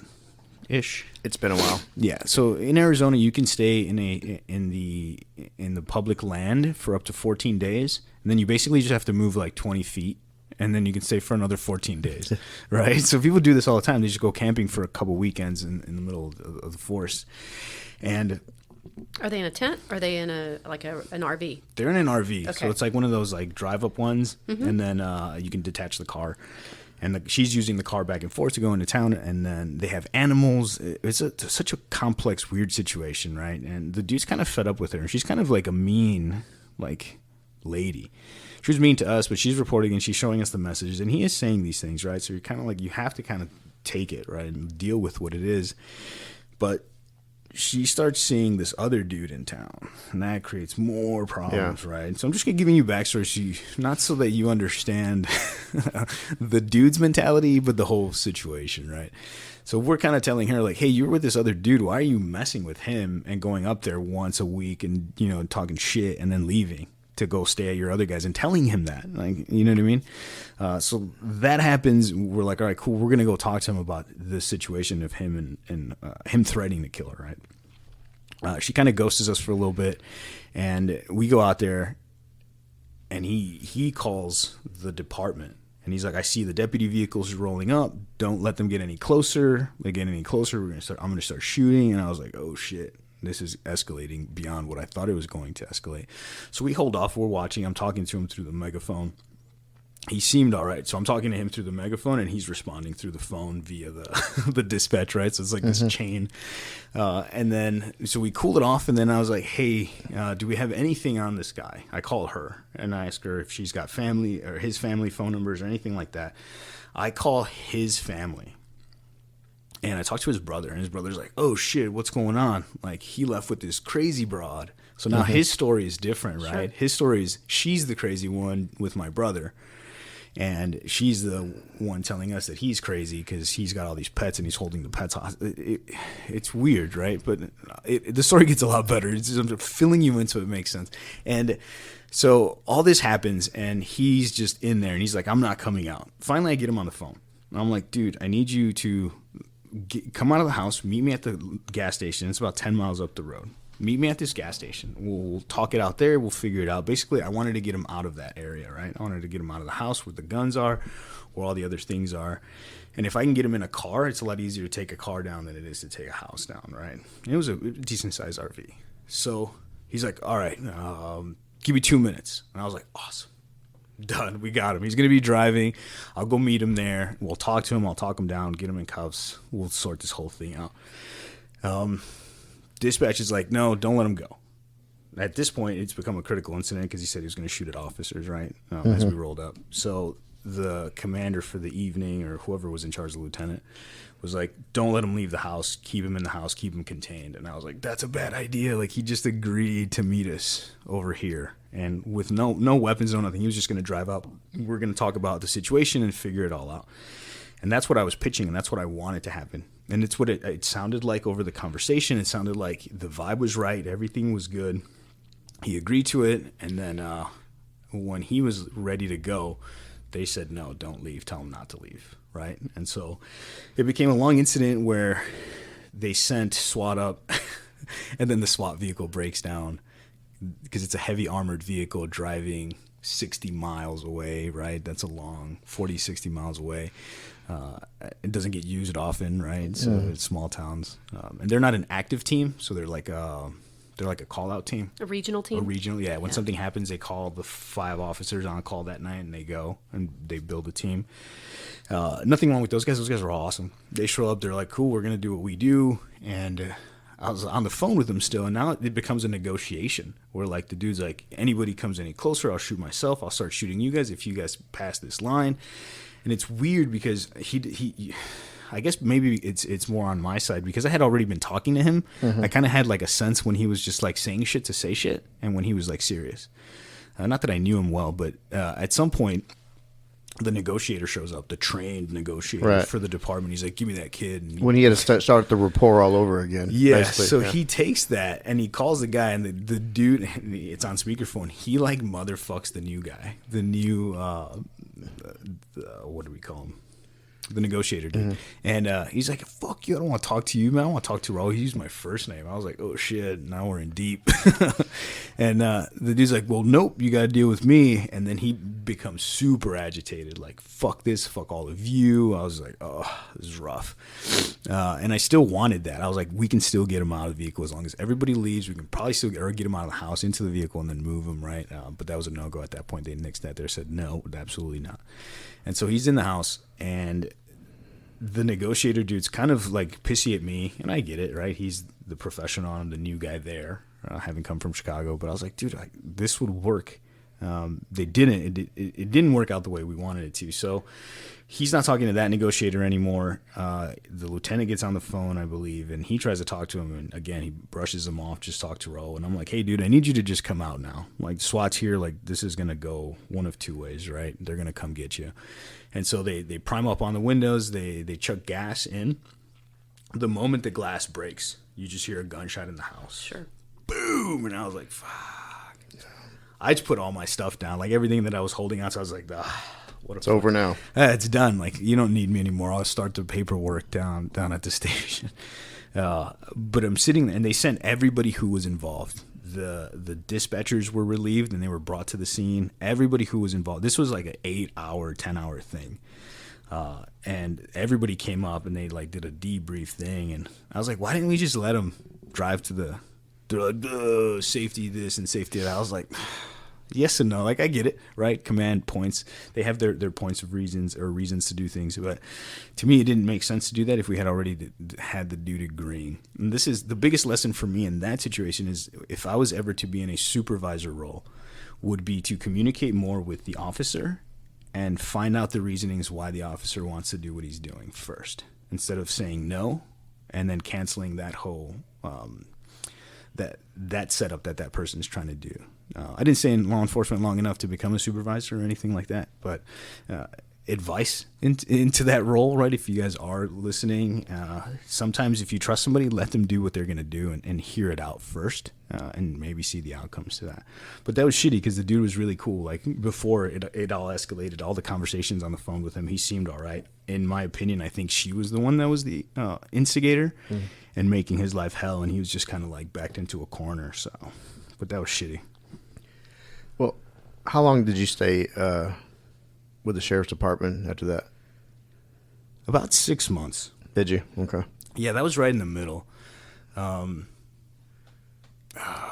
it was probably 6 months. The big one for me, there was a bunch of random incidents. We had like this multiple agency thing, and they had new cops too. So I'm standing looking at this dude, and he's at the entrance of do you know how if you look at like a Kroger or any sort of grocery store, it's got the sliding doors, and then next to it there's like archways, and then there's more stuff. So he's in that archway, and he's got a gun in his hand. And then another PD officer rolls up this way with less lethal, and they discharge the less lethal accidentally. Like, they were like, whoa, that wasn't us. I was like, well, it was you, man. There's nobody else here. And they shot the beanbag into the ground. And I'm like looking at the dude like, oh my God, is he going to start going? And he was just as confused, I think, by what happened. And so we just approached. I put him in cuffs, and I got in trouble because they didn't like the way I handcuffed the guy.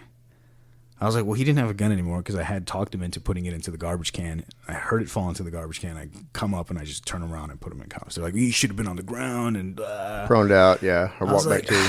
I get it if he was hostile. At that point, he was just done. He was tired. He just wanted to be in jail, right? So again, just the way we see things. But the big one, the reason why I left the department too, a few little things, but we had a buddy in Iraq who ended up burning in a vehicle. And it sucked. Right? The back wheels hit an IED. He ended up burning the vehicle. Couldn't get the doors open. And it was a shit situation. And we rolled up to a call of a head-on collision. And a dad and daughter, they're already starting to burn alive, like right as we rolled in. His legs were pinned, so he was like trying to crawl away and like pull himself on the ground, but there's nothing to hold on to, and his legs are trapped. So he's charred in this like pulling position, like gnarly charred. And I was like, so little flashbacks as to what had happened in Iraq. And then the little girl was in the middle. The two girls next to her were able to get out. The little girl in the middle wasn't. So she stayed in the car with Dad, and I mean that was a tough one. And then we had helicopters come in to medevac people, and that whole thing was just like, it was a lot. I was like, I'm gonna do something more cool, like teach and not have to deal with this shit anymore. Well, it's a mental toll, and you go from what you dealt with in Iraq, and then I want to go back. You know, the ATO, we provide mental health services confidentially to officers and firefighters, and we're seeing a big uptick since our July 7th shootings. Yeah. In your police experience, did you feel that officers had good support when it comes to mental health and wellness? I think the support's available, and I think just people brush it off, right? It's like, you got to be tough, you got to do this, you got to do that. And you do. I mean, don't get me wrong, you do have to be able to like compartmentalize these things and channel them, but you also have to be able to vent. And that's where that courage comes in. Your ability to be like, oh shit, I should probably talk about this, because now it's like, now I'm angry at the kids and I'm thinking about this. Like, that's when it starts to get into your personal life that you should talk to somebody. You can hold on to a lot of stuff, and most people do, right? But it was available. I think a few of our guys used it. We had somebody in our class died in a motorcycle accident on the way to work. One of our officers in Chicago. And then we had another guy shoot himself in the parking lot because his girlfriend was leaving him. And like in uniform, in a fucking patrol car, or he was in his car, but in full uniform, and he shoots himself. And like, we're all rolling up to the station, and they were talking about it. I was like, Jesus. So there's a lot of stuff, and I think people just don't know how to approach it, right? So maybe asking questions, not necessarily about the incident that you're dealing with, but how to approach a conversation around those incidents. I think if you find the bigger, broader question, it's more of like a shoulder bump than a direct, I don't know if that makes sense. Well, everybody's different. Nobody wants to be forced to do it, especially cops. They don't want to be forced to do anything.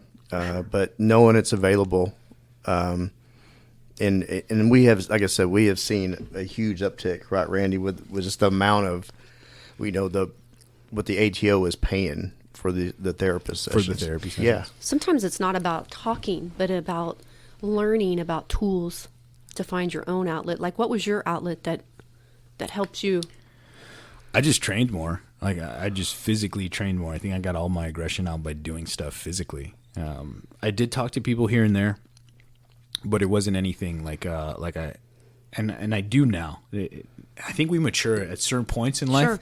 We're like, okay, now I'm ready to do this, right? Now I'm ready to commit. Like I said earlier, there are going to be waves where you learn to be better about yourself. But for me, it was I read more. I internalized things, but I would actually process them. I didn't just have them inside. I'd be like, oh shit, well, what did this situation make me feel? Okay, these are the vast emotions that I felt. Why did I feel them? Okay, this was because of this. This was because of that.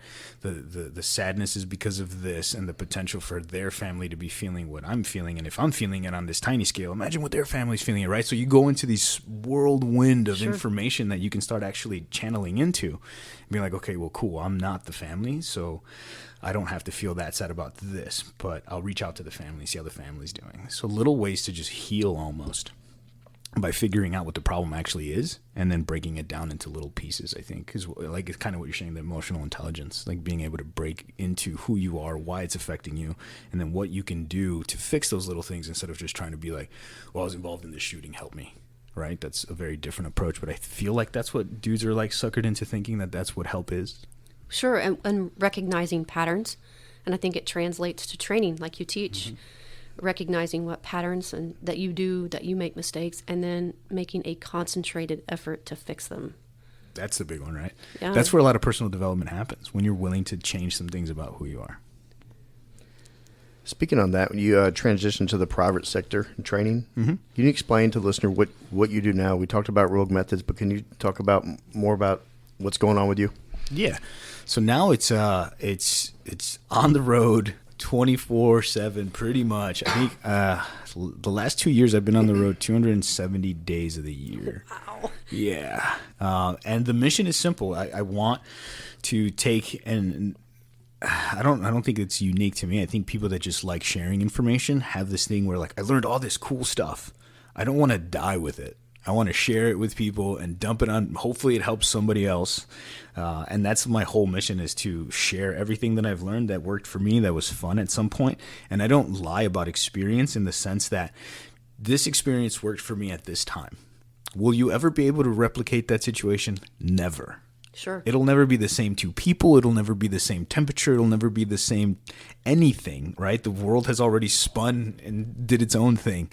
So we're teaching based on the experiences that we've seen, either personally or through our people. And we have to continue to explore experiences, more modern ones, because of that, because nothing will ever be the same. So there's no like, this is going to work because of that. It's like, hey, let's explore here. Let's see where you take this. And then it's like, okay, this is where, like, learning from other people, like, I'll let them just do their thing. And then I'm like, oh shit, they did something completely different than I thought they were going to do. And now we're starting to see better patterns, better behavior based on just basic understanding of things. So what we're doing is we're traveling around the country. We're teaching people firearms and tactics. We're teaching people fighting and self-defense over guns. And the idea is just to give people an experience and a little bit of an exposure to a violent incident that we're all trying to prepare for, right? Or we're all like, I hope I never do have to do this, but you might, right? So they'll get it in training. And it's pretty aggressive. It's not progressive in the sense that it's original to what I'm doing. There's a few other guys in the industry that have been doing it a lot longer. And now there's just a better capacity with guys coming on to do it. And my reach is there. I was like, well, if I can reach these many people, I'm going to do it. I'm like, let's go, right? So I have 3 classes a month, every month for the next year or so. So you're booked. We are booked. The dates are out there. The classes are filling. There are small classes too. I cap them at 14. I think 14 is that sweet spot where you can have people training 2 instructors, really getting a lot of good information out. And when it's scenario based, and you guys have taught, you guys know that scenarios take longer than just static training, right? Or, hey, swing this baton or shoot this taser. That's easy. It's when you create the scenario and then you try to give them the good energy. Like, I know that you'll attack a certain way, but I don't want you to attack the Joe way. I want you to attack bad guy way, right? And so Joe would do this, and that. I don't want you to do that. I want you to just pull like you're frantically trying to get something away from somebody. So now we're actually giving them the bad guy energy, right? The, oh shit, I need to do this in a sense of a crime of opportunity, and if I can't get it, I'm out because I don't want to go to jail over this, right? I'm not committed to that situation. So I think building the right scenarios and giving them the right energy helps people learn a lot faster. And that's all that I'm programming and putting into the Rogue Methods program. So it's teaching and training, traveling. There's a little bit of leadership development, a ton of communication development. People don't know that they're showing up, but they're to learn to communicate better. But just in the process of the day, they're communicating with new people. They're building camaraderie. There's been a lot of people that didn't know they lived next to each other, and they're like a mile away neighbors, and now they're hanging out with each other and training. And that's kind of why I like the travel training thing. So like in Dallas, this happens a lot. Like, oh man, I live, a mile away from you. I didn't know you lived that close. Do you go to this range? And like, yeah, well, I go to that same range. Well, now they got range buddies, right? So now it's helping people build this network in this community, and they've all been through some tough stuff. Like our training's pretty tough. And you train both civilians and law enforcement? We do. Okay. So there's this thing in the military world, right? And you probably heard it from a lot of the higher end dudes. They're like, oh, I don't want to teach tactics to civilians. And there's a yes and no, right?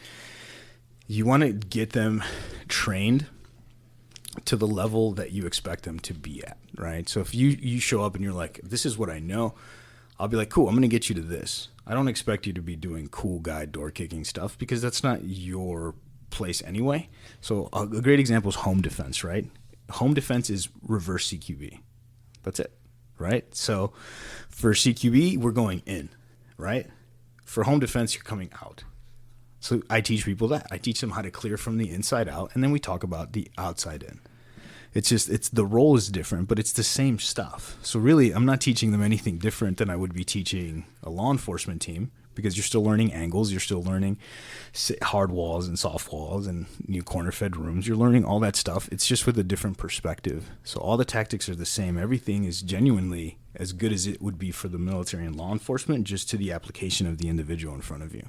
So when it's coppers, we talk about cop stuff and how it works for law enforcement. And when it's military, it's more military stuff. When it's civilians, it's how to be faster and find better places to be instead of staying there for the long haul. Because the civilians don't have to be there, right? Law enforcement goes there to be there. And even then, they don't have to be there, right? Because you have the specialty teams that come with way better equipment that can handle a situation for a longer period of time. So, Like the SWAT units show up. Yeah. But tactics have changed. Yeah. yeah. With the change of policing over, I would say, the last 5 years, tactics have changed. Has it changed your teaching methods? Or have you kept it simple? It does. I keep it as simple as I can. It's one of those things where, like, I need you to be able to perform. And if it's too complicated, you'll get lost in all the razzle-dazzle techniques, right? So it needs to be simple. I use this example a lot. When I got to the deputies or the sheriff's office, they would park at the base of a 100-yard walk or driveway and walk to the house. I was like, why are we doing that? That's the way we do it here. I was like, well, in Chicago, I would drive all the way to the house because in the car I have other guns, bigger guns. The car itself is a barrier, and my radio repeater in the car is way better than the little handheld one that I have. They're like, yeah, but that's not how we do it here. And I was like, cool, I'll do what you guys want to do, but this is why I would do this. Well, if you needed to extract somebody too, you actually have an ambulance sitting right there too with lights and sirens. You need to get to the hospital in a squad car. So it's just different tactics for different regions and areas and how people do things. And I get it. The mentality in the old days was, you just walk up, you say hello, but that's not how things have changed these days. And then they had an incident at that office where they were pinned down hiding behind bushes and sheds because they left their cars down the driveway. The dude came out and started shooting at him. I was like, well, that's a great example as to why not have the car with you. But tactics change, people change, the world itself changes, right? Weapons change, and that changes tactics as well. There weren't a lot of AKs on the street unless you were like high-level bad dudes. Now there's AKs pretty much everywhere, so that changes a lot of things. Yeah. What's your go-to weapon? Pistol. Right now, I'm a huge fan of the Glock 45. Why? Because it's small enough to conceal, but it's got the full grip of a 17, right? Okay. So it's the slide of a Glock 19, and it's the body of a 17. So full grip, nice meaty grip on it, and then just a short enough barrel that's still super accurate for the distances that I would need. And it's just an easy gun to play with. But I really like that they came out with that design. What about your go-to to create stress? In training? Yeah. Super simple. You ready? I'm ready. Running around. So you just get their heart rate up? Running. So it's not even running like, hey, we're just going to run in a circle. It's running with a purpose, right? So I'll create different level barricades. So as you're running, you get there and you're in a high squat. And then you're going to sprint to the next one. And it's not a big dash. It's from here to the end of the table, right? 7-10 yards. But then it's a low squat. So your legs are getting up, down, sprint, up, down, slow, stop, go. And I think that's true stress. It'll replicate more realistic stress because that's what people are doing when we're watching these videos. They're running from the front of the car to the middle of the car to the back of the car. So all they're doing is changing their level a little bit, right? So like high squat, low squat, mid squat, and then running and sprinting and then stopping. So I try to replicate things that I've been through, that I've seen, that I was like, man, why am I tired right now? Sure. And it was 2 car lengths, but on my way to the end of the second car, I was up, down, moving and looking. So I create the stress with environmental cues, like read the environment and then get there without overly exposing. So I don't make people do burpees and throw kettlebells and all this stuff. I'm like, I can get your heart rate pretty high just with those up-down movements and then getting to where you need to get to. And it's proven really well. Like, people like that. They're like, oh, I'm glad I don't have to do 50 burpees and go shoot. Sure. I was like, well, I've never done 50 burpees and had to fight anybody. Right? I know I've chased a lot of people and turned corners and jumped over stuff and then fought people. So I try to give them things that are more in that realm of realism. That's great. So you set up like obstacles basically and just within the environment for them to go to. Yeah, less obstacles and more just stations almost. Okay. Right. So if we can imagine this, and I mean, you guys are listening, you're not watching, but I'll paint the picture with words. I'll have you run up to one set of barriers here. You'll do your shooting on that side. You'll look over, you'll start to get here, and this barrier is just short. So now you're super low. And then the next one, and it's just like a daisy chain effect, but you're running and sprinting, and all I'm trying to have them play in their mind is you're in a parking lot. You're in a Walmart parking lot, and all the cars are parked, and you're just getting from car to car. You're going from the exit of Walmart or the entrance of Walmart, and you're trying to get to your car.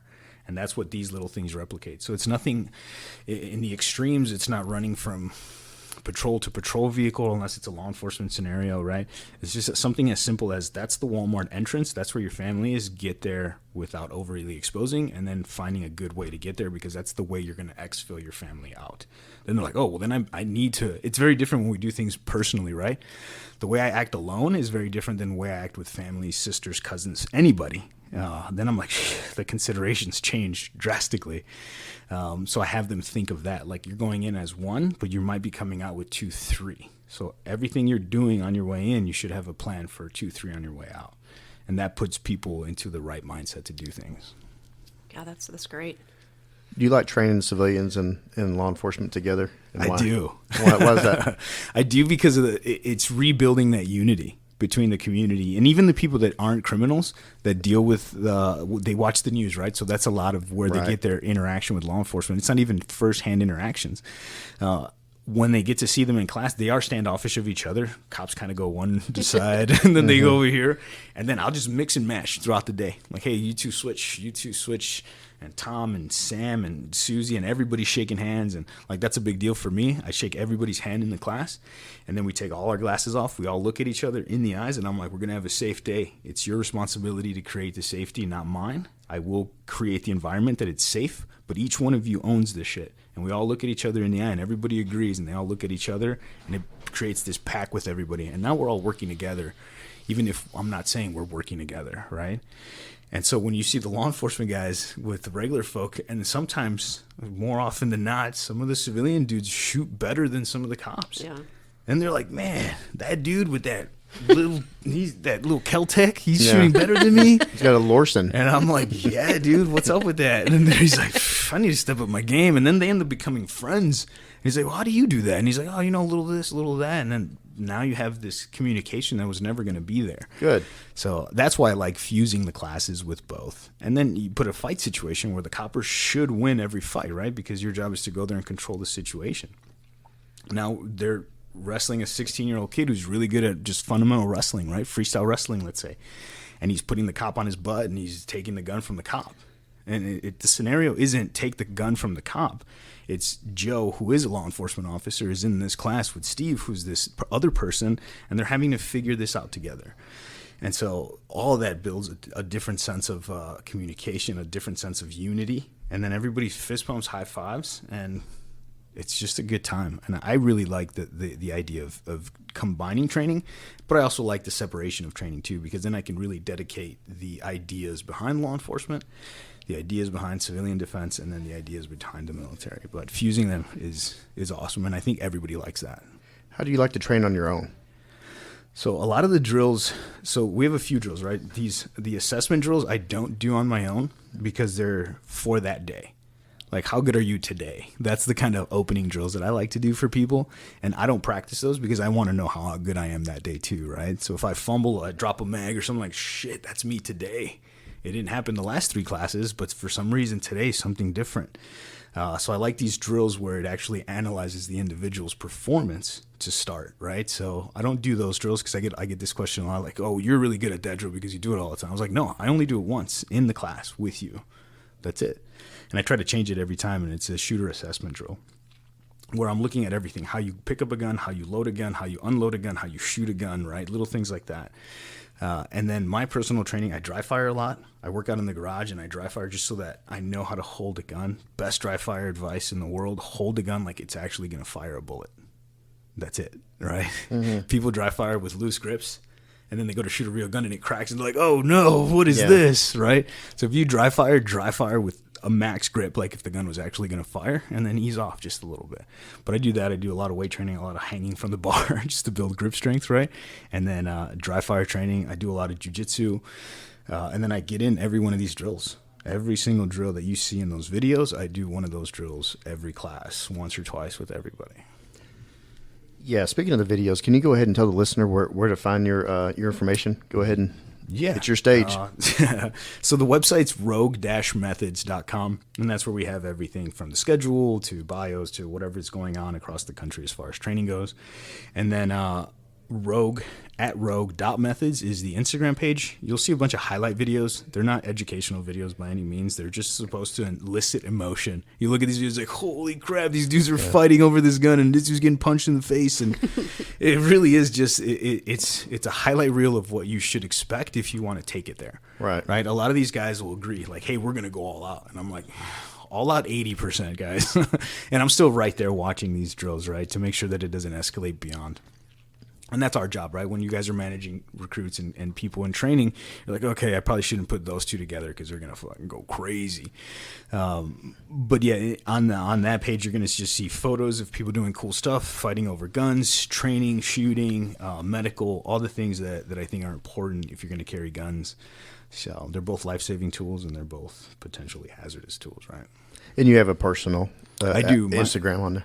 I do. So My personal page is at Raul Martinez Jr. And that's just day-to-day stuff. Like I wake up and do yoga and I post a video of my feet doing yoga. I don't know, weird stuff. All right. But I try to be personable there. I try to be me so that people get to know me a little bit and then what to expect from me as a person. And then the company page is just all the cool, fun highlight stuff that we do. And when you leave here, tell the listener where you're going to go when you leave us and what you're doing tonight. So after this, we're going down to Mansfield to Stoic BJJ. We'll be doing a free law enforcement seminar. So I try to go down there and just give them 2 or 3 drills that I think are super important for law enforcement, a lot of hand fighting. And then I'll throw a gun out there and just see how they act with it. 2 people trying to fight over a gun, and they'll get some cool exposure.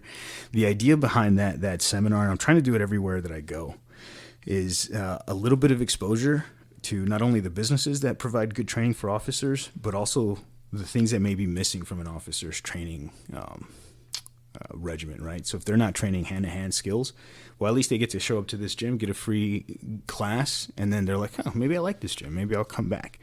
So I've been pretty lucky in the sense that, because that is one of my secret missions, like get people into training.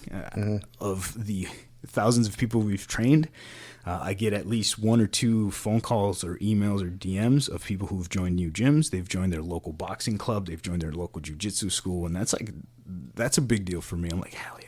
We got them in there, right? I gain nothing from it other than knowing that person is going to be better for themselves and their families. So it's pretty rad. What would you tell a young officer starting off today what to most prepare for?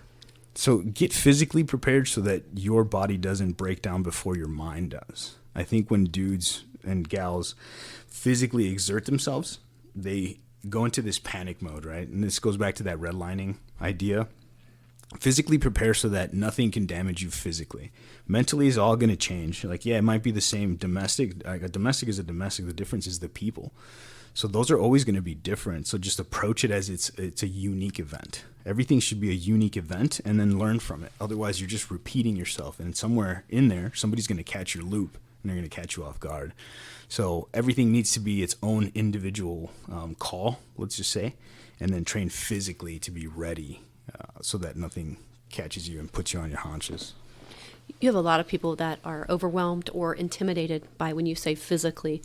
So pretend you're talking to somebody who knows nothing about exercise. What one piece of equipment can I go out and buy that and I can study that would help me prepare physically?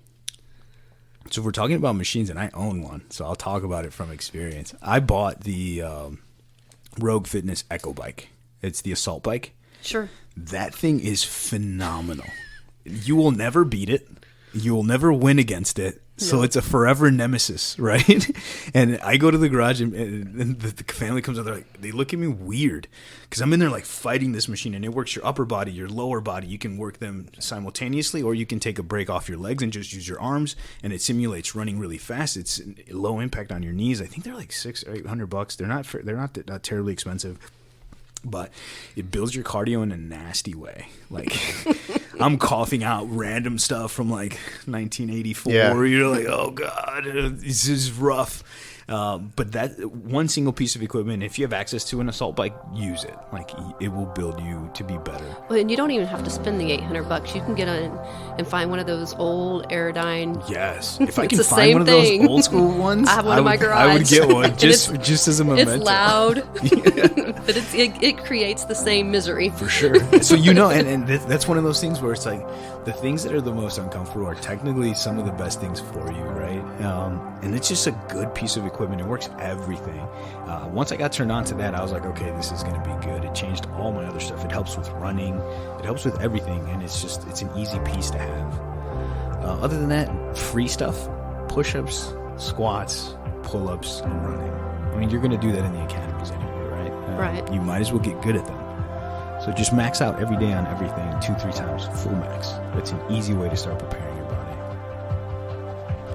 I think it's a perfect way to wrap it up. I want to thank you for coming out here and taking time out of your super busy schedule. And it's an honor to meet you. And Chris talks about you all the time. Chris is a good guy. I mean, Chris is amazing. Anytime you're in Dallas, stop in, and maybe we can get you on as a guest co-host. Oh, that'd be cool. Yeah, it'd be great. Yeah, thank you for your love of our country, Oh, and thank you for your inspiration. thanks. You are inspiring. Awesome. Thank you. I hope to pass it on to somebody else, right? So Please do. that's that trickle effect, right? Yeah. Thank you for making people harder to kill. Hell yeah. We need That's it. the That's mission. badass. Yeah. Thanks, Raul. Thank you, guys. Hey brother, hey sister, I'll never give up on you. Hey Mrs., hey mister, I'll see this all the way through.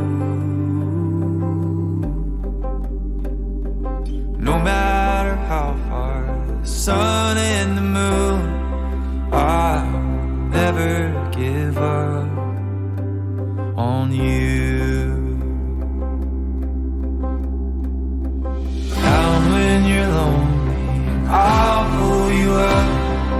Life leaves you heavy when the going gets tough. I'll be your shoulder, together we'll run. Up from the bottom, yeah, we'll rise above. Hey brother, hey sister, I'll never give up on you. Hey Mrs., hey mister, I'll see this all the way through. No matter how far the sun and the moon, I'll never give up on you.